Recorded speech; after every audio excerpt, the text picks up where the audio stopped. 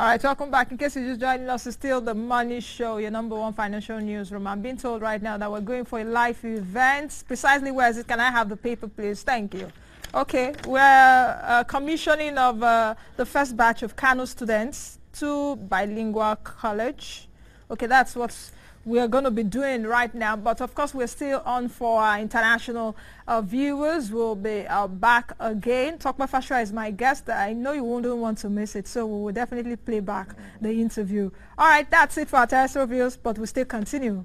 Good afternoon, Mr. Fasua. Good to see you. Good afternoon, Auntie. How are you doing? Not bad. Thank you very much. Good to see you. Yes. Economic sustainability, a whole lot to talk about, isn't it? Where should we start from, actually? Let's look at, okay, let me go to the global, let's take a look at the global perspective before we come into the local view. We've seen what is happening, or we're seeing how the global economy is unfolding. Lately, of course, years of recession. Since 2008, actually, we know the U.S. housing market, a lot of things went down. Lehman Brothers, I don't think we should go into all of that again. But how do you think that the global economy have been able to pull itself out of the mud? Perhaps we're still in the mud because, just like I said at the beginning of the program, this cycle of boom and bust and all of that, has the global economy been able to pull itself out of the mud so far? Thank you very much. Great question. I think it was Gordon Brown when he was the Chancellor of the Exchequer that actually boasted at a point and said, "Look, we've conquered boom and bust," and that And then also I remember Francis Fukuyama, who wrote the book that said, "Look, the end of history. As in, there's not going to be history anymore. We have got to the point where we're going to be coasting as a global economy." But in time, we have found that not to be true because after a while, the world went into what is called the Great Recession since 2008, and in part, it's still going on today. The only way that you see that a lot of approaches have been taken by global economies in order to try and pull themselves up by the bootstrap, in order to move on from the global recession and also to ensure that the recession doesn't turn into a depression, as it were. Part of it has been moral suasion. Part of it has been, different kind of monetary policies and fiscal policies. A lot of them have increased taxes. Some have reduced taxes. Some have cut government employment. Some have laid off people. You see all what has happened in Europe, in the streets of Greece, Cyprus, and what have you. Of course, you know about the quantitative easing. The policy of central banks purchasing, not only printing money but also purchasing bonds that ordinarily shouldn't have purchased, and so on and so forth. So for now. In fact, this morning I happened on an article by Professor Paul Krugman titled "The Age of Bubbles." And just by happenstance, because I was thinking about this, and then I think someone, a friend of mine living in France, just posted Krugman it on is an economist. He's an economist, living in France, posted this on his Facebook page, and I later on read it, and it's just fantastic. Krugman talked about several bubbles that have happened in this past generation. There's the housing bubble, which we're all well aware of in the U.S., the subprime crisis. There's a dot-com bubble in 2000 when everybody was opening dot-com companies. There's a stock market bubble like the one we had in Nigeria. There's the Asian bubble that happened in the 90s. There's a commercial real estate bubble that actually happened in the U.S. in 1980s. And apart from that, more importantly now, the bubble that has happened recently is the currency bubble, which many of us were now aware of. And I'm talking in global economies. The Brazilian currency, the real, the Indian rupee, the Malaysian rupiah, the South African rand has actually lost about 30 to 40% of their value in the last 1 year. Yeah. And Krugman was arguing, why did this happen? And invariably it's because at some point in time the BRICS countries actually enjoyed a lot of attention from global investors, and investors moved in there, and now investors are moving out of there. Now that should actually tell us something, okay? But before then I'd been looking at Nigerian economy to say, listen, where are the bubbles? Number one, I'm actually concerned that our economists don't even talk about our own bubbles. Okay, for example, in the 2008, 2009, nobody told us that the stock market bubble was coming. Everybody was in it, and we all got burned. But anyway, after getting burned, what have we done differently between then and now? How have we positioned ourselves to avoid the bubbles in our economy? And of course, when I looked around, I saw that already we were sitting on a bubble. For example, look at what's going on in the real estate sector. I looked at the real estate sector, I looked at the retail sector, and it feeds into each other. Okay, you know what, Mr. Fasua, we'll come back to that in a short while. I still want to take you back on I still want to take you up on some of the things you've said. You know, we talked about still sticking with the global economy, you know, the recession and all of that. Do you think that, or let me also ask you the question I asked earlier on. Are you of the view that we're out yet? So that the global economy? Yes. No, you see, no. What's going on now is this, that the global economy is not going to pull out together, okay? Every country sorts itself out. And part of that is by tapping into the resources for other countries. You have to tap into the bloodstream of other countries in order to pull your country out. Not even the so-called Western economies, like not even the OECD is cooperating amongst themselves. If you go and look at the competitions going on amongst them, in fact, the stakes are higher among those people. So the recession is still on? The recession is on in many countries today. Are you still worried, or perhaps do you think that we may get to the depression stage? And I think, no. Why? The only reason why I say no is because, you know, the world is much wiser now. See, when the burden of history is that at every point in time, the history that avails itself to you is much longer than yesterday. So today, if you were the thinking type, you know, you would factor yesterday and the days that have come before then into your history. The reason why we will not enter, if you were going to talk about a depression, for example, I'll say to you, the United States will not enter into a depression. The UK will not enter into a depression. I mean, it will be difficult for them, even though, but much more difficult for the US to enter into a depression because they are aware of what it means to have a depression, and therefore, some of the EU countries, it depends on the EU country. If you're talking about Eastern Europe, okay, and Southern Europe, maybe they can actually go into a recession, or maybe they're already in it. But you see, the point is that it doesn't make news when countries like Nigeria go into depression. In fact, the truth is, I always tell people, we are still in depression. As far as I'm concerned, we have been in depression for decades. Why? Because the symptoms of depression is here. I mean, they're all over the place. Depression means high unemployment, okay? High poverty rate, and what have you. Just take those two. High unemployment, high poverty rate. And that's depression for you. So no matter what if the GDP is actually growing, just like it's growing. Now the point is that yes, it can grow, but there's so much to catch up on. And apart from that, more problems are coming up. For example, some of the research I've done on the issue of unemployment, for example, will tell you that, listen, the space is getting more constricted. There are less and less opportunity for employment anywhere in the world, and much more in Africa. Now, still on another issue which you talked about, and I liked the example you brought up earlier on, talking about the currency bubble. You just also took it out of me because I've noticed for those countries you mentioned, the Rand, the Indian rupee, the Brazilian real, then the rupiah. What's the country? That's Malaysia. Malaysia. Is it Malaysia? Malaysia. Yes. The only you will see that out of the BRICS, only China has not suffered that. Yes, has not suffered. And listen, there's this gentleman, the deputy governor, FSS in CBN, wrote a book, Imagine Africa. Yeah. He did the analysis and also talked about how China was able to do it. Now it should be everybody's Bible, that book, Imagine Africa.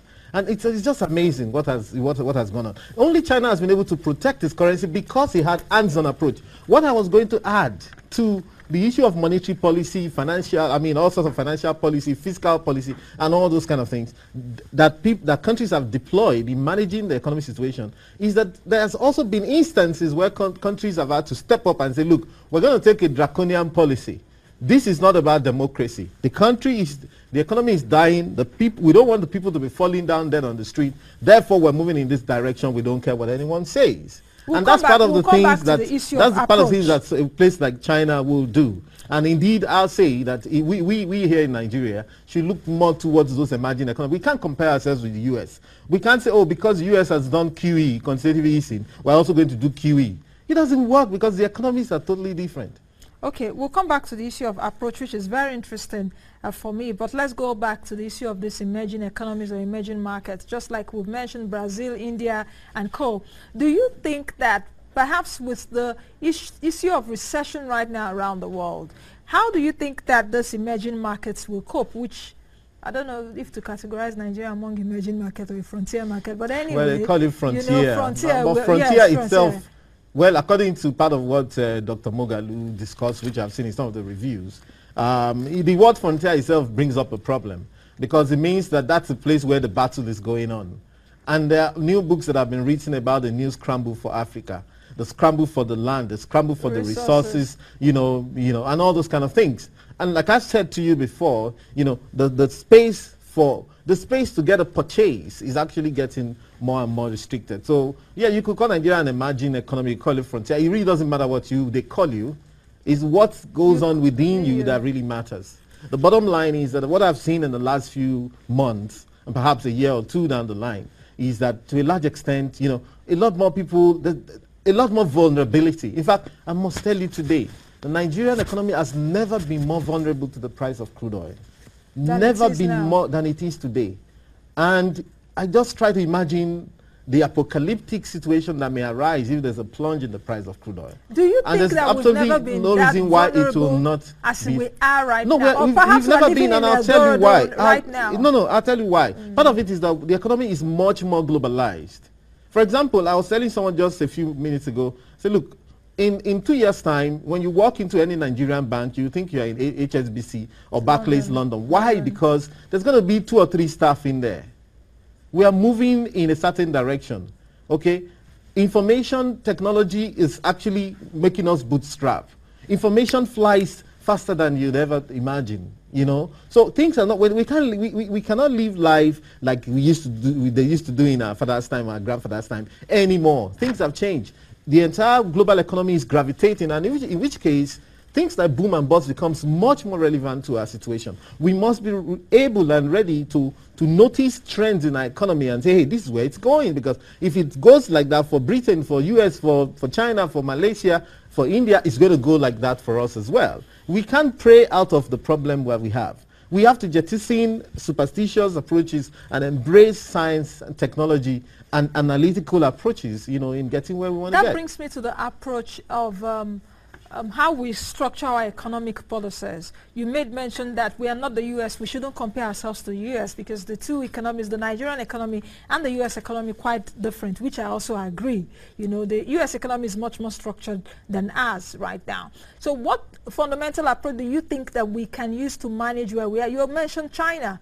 You know, I've also had some economists come in here to tell me, oh, we should just go straight to the East. We should look towards the East and what they have to offer. And perhaps copy or try to realign our policies the way they are realigning theirs. We also know the issue with China anyway. But talking about China is the second biggest economy in the world, so for crying out loud. So what kind of approach do you think that we should use to is it manage, not money, to get out of where we are right now? In fact, if you ask me, only one word sums it up.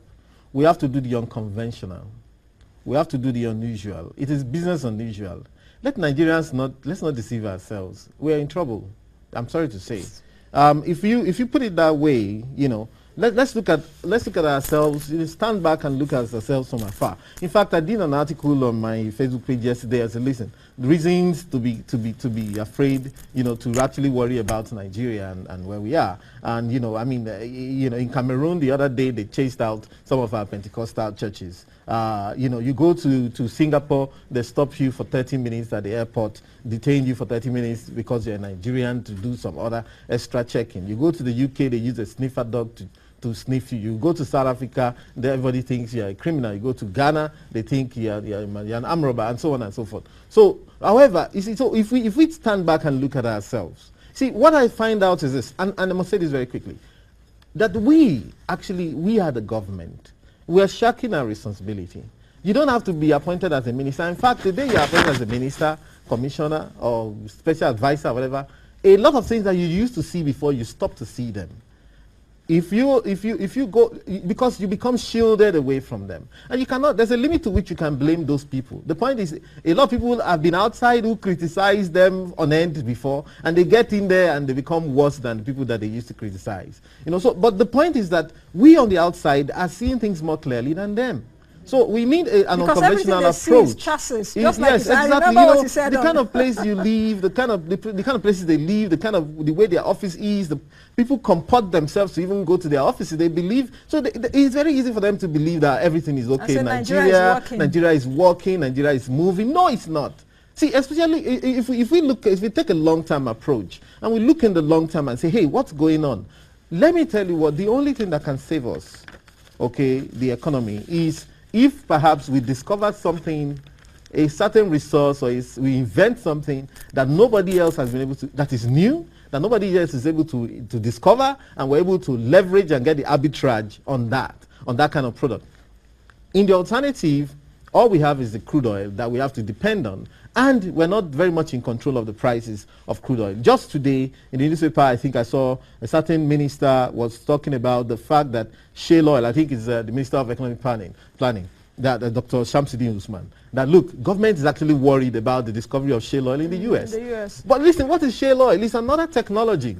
And how many technology have we discovered? As much as we like to fight over who owns the crude, it's our resources, it's our oil, this and this and this and that. Everybody tends to believe in Nigeria today that all you have to do is have oil in your backyard. Those states where I'm from, I saw a news item the other time, when the people in Ijaw area who on whose lands or whose territory the oil has been drilled, saying that, look, the government should stop paying, the federal government should stop paying their money to the state. It should pay directly to them. So I'm like, everybody is thinking about oil. It's someone else's technology. The difference between where we are and where we want to get to is that technology. And however, the point is that we are not getting any kind of technology on our own that will make that difference. So therefore, when you look at it from a risk management perspective, when you look at it, let's not kid ourselves. From a real risk management perspective, say, listen, what chances do we stand of making things better, of getting better at what we do, at turning our economy around? It looks really very slim because we are only dependent on one resource, which we're not in control of. And if our study of economics is anything to go by, there's what I always refer to called the random walk. The random walk, basically, the theory states that, if you chart the price of any asset over a long period of time, what you're going to find is something like a random walk, up, down, up, down. Why? Because so many people are playing in that market. Especially like we're talking about the crude oil market now. So many people are playing in that market that the price can go anywhere at any time. So you see that the price has gone up, it's going to come down at some point in time. When, we can't tell. But the point right now is that we should be more precise. We should be much more analytical in our approach. And if you look at our economy, we'll see that, hey, our funds have been going in some certain direction. There are bubbles coming up. For example, let's look at the currency bubble we talked about in some of these other countries. Look at Nigeria. Okay, now look at the CBN is always in a dilemma. That's what they call the unholy trinity. Okay, so basically, the central bank cannot control all the indices at the same time. What's the problem they have now? The problem they have now is, okay, people complain that interest rates is very high. Now, if you bring down the interest rate, for example, drastically, let's say MPR is crashed to 5%, because manufacturers want to borrow money at single digits, even though we know that the commercial banks will not drop their rates very quickly, and even if they did, they find one way or the other, which is another different topic altogether. Maybe we can talk about that, I don't know. Now, but what happens is that the moment they do that, if interest rates actually crash, the foreign investors who are holding our bonds will divest and run. Now, if interest rates crash, the foreign investors divest, sell off, and run. That's a run on the Naira.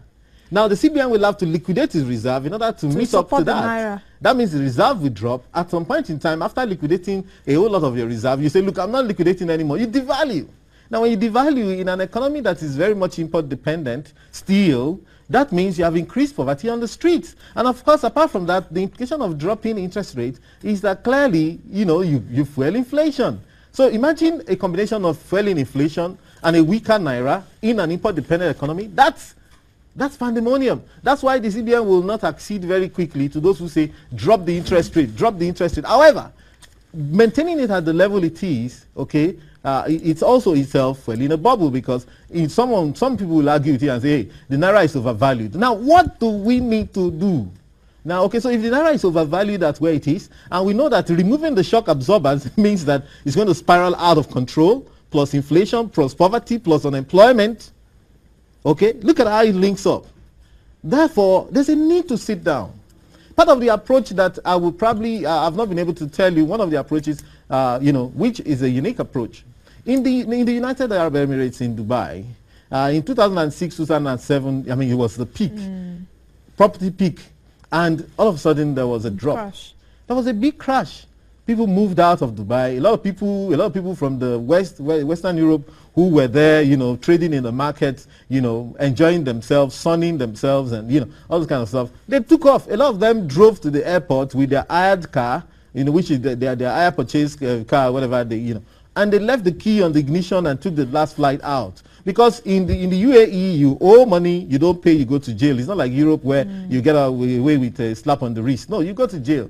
So a lot of that happened. People moved out of houses. The sheikh actually had to call the property owners, say, guys, come on, listen, we have to sit down. Say it in your vernacular language. You get me? Let's call the English, the long Turenchi out of it.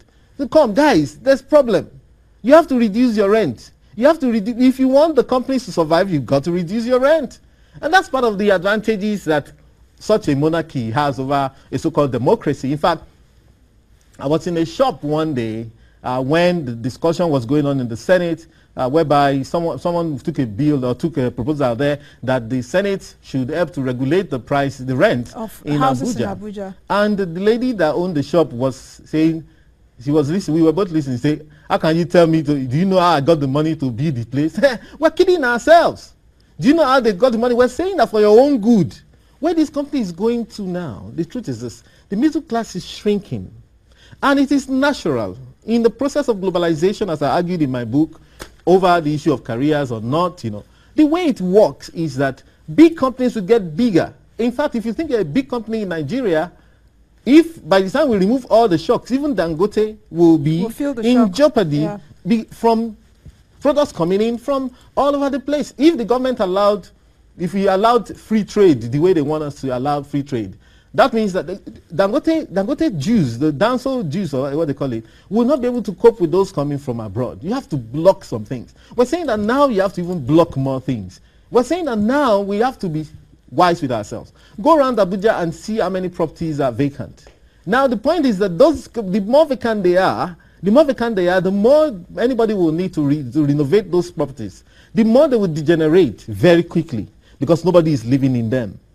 A lot of properties are to let, for sale, and people are still building more. And why? The reason why they're building more... That is more peculiar with Abuja. It's not with Abuja. If we go to Lagos, it's the same thing. And in fact, where was I? I was driving through one of the other cities. Where was I? Maybe around somewhere around the north. And I could see there are some of those big houses that nobody was saying as well. Now, the point is that many times our people like to build this luxury that he has a swimming pool at the back. And listen, that's not what we need. We have advised before some of these savings and loans companies, some of those people who build these houses. And listen, why don't you focus on 1-bedroom, self-contained apartments, 2-bedroom, all those kind of stuff, max 3 bedrooms. But they don't want to hear because they say, oh, it costs them so much money. Why don't you just make a kill? Now the point is that, look, I bet with anyone that a lot of those properties will just sit down there for a long time to come. And in fact, Ijaman Wogugu wrote about this about 3 weeks ago at the back page of This Day. I thought I was the only one thinking about that, but he actually said, listen, you guys, you're not increasing your price of these houses. The truth is this, I did my research, found out that, okay, Nigeria real estate, GDP per capita in Nigeria is about $2,600, okay, which is about 400,000 naira GDP per capita. And that's even, it doesn't take cognizance of the disparity in income. But a 3-bedroom flat, at least in this country, if you wanted to buy, you need at least 10 million. Even if you have to build yourself, you spend something close to that. Now that is 25% of our per capita income. In the UK, average income is about £25,000, but a 3-bed flat or something, in fact, average price of houses in Europe, in UK, is 170,000 pounds, which is about 7 times. In the US, $49 or $50,000 per capita income, of course, and the average prices of houses sold in 2013 is $152,000, which is 3 times. In South Africa, per capita income is $11,400. Average prices of small homes is $90,000. Medium-sized home is medium-sized home is 120,000, which is about 10 times of their income. Ours is 25 or even more. Okay, ours is 25 or even more, meaning that there's a huge gap that you need to catch up on. Now, mind you, the real problem was with the bubble in our real estate sector, truth be told, is that part of it is cultural. Okay, so part of it is cultural. Part of it is due to the huge corruption issue. They say I don't know, they say most corrupt people, when they get the money, that's the best place they can go and lock it in. But what it means is that if you lock in your money and the money is not coming out by way of cash flow, you have to then steal more.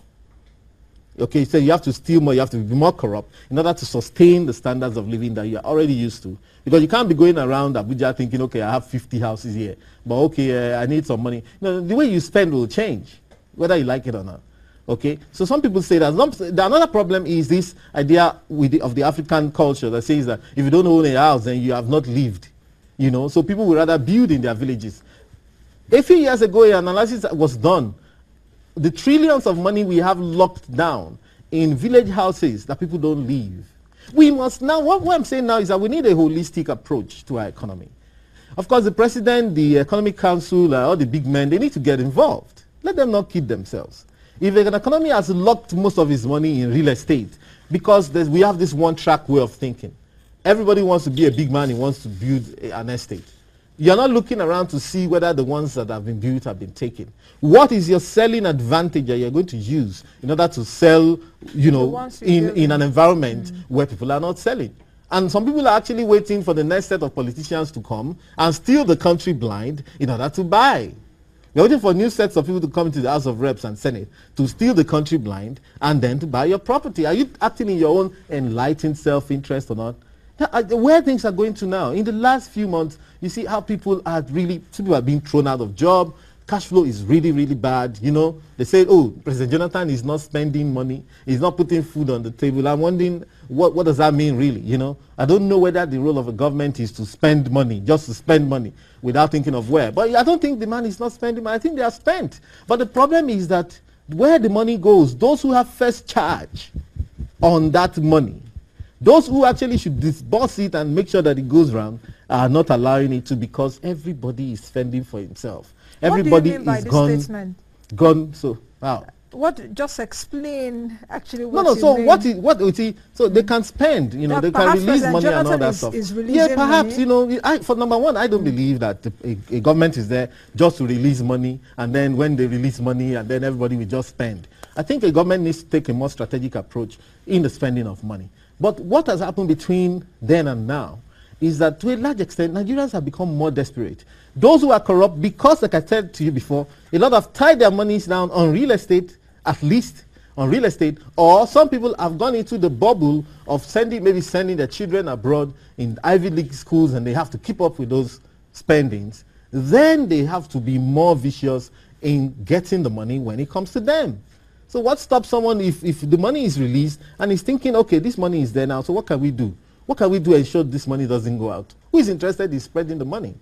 Okay, so that's the thing. So that's the reason why we need to love ourselves as a people. In fact, we need to have a vision. We need to look at where the economy is going. We need to look around us. Do you think we can't shut ourselves have in. been able to do that? Or, what I don't see, policy what I don't see is that, that kind of ground level thinking from the economic managers. So what I don't see. What I see more often is a scenario where they've got quite comfortable.